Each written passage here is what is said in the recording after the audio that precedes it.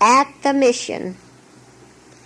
After parting with Cola at the marketplace, Big Mo and Dookie went through the puddles in the winding road that led to the mission. The sun came out and everything became hot and steamy. "I am so tired, Big Mo," said Dookie with a sigh. "Of course you are. I should have thought of that." He lifted her up so that she could ride on his hip while he held her with one arm. After the doctor had given the baby into the care of the mission lady, he listened carefully to Mo's story. "We will make this a test case," said the doctor. "We will bring both the father and the charm doctor before the court. I am sure this will help to stop the evil practice. Now, as to the infant, are there relatives who would care for her? The grandmother? The father? Surely there is someone who would take her and raise her.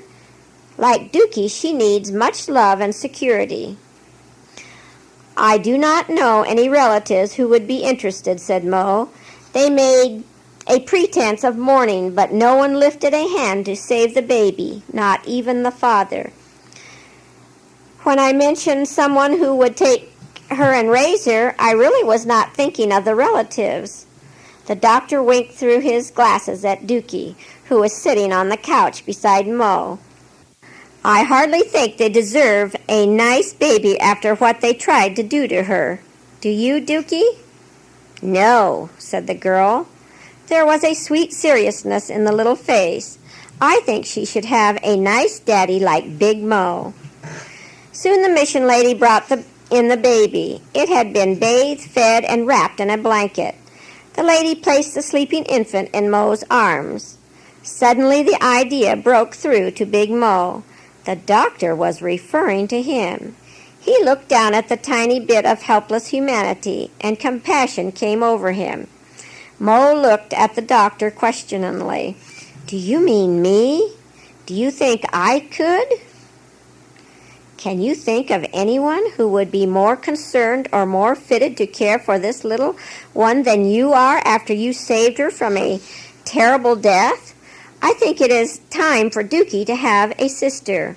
What do you say, young lady?" "Oh, yes," she agreed, clapping her hands. "I could help take care of the baby. I could be her play mother." Big Mo put his arm around Dookie and held her close. "Whatever you say, my precious one. Do you think we can manage?" Dookie put her arms around Big Mo's neck. "Oh, I'd love it," she said earnestly. "I think it is going to work out all right," said the doctor. "I'll have some papers made out at the court that will give you rights to the baby. Then no one can take her from you. Now, will you be our guests at the dining hall? It is time for dinner." "I was getting hungry," said Dookie, as she took the hand of the mission lady and followed Big Mo and the doctor.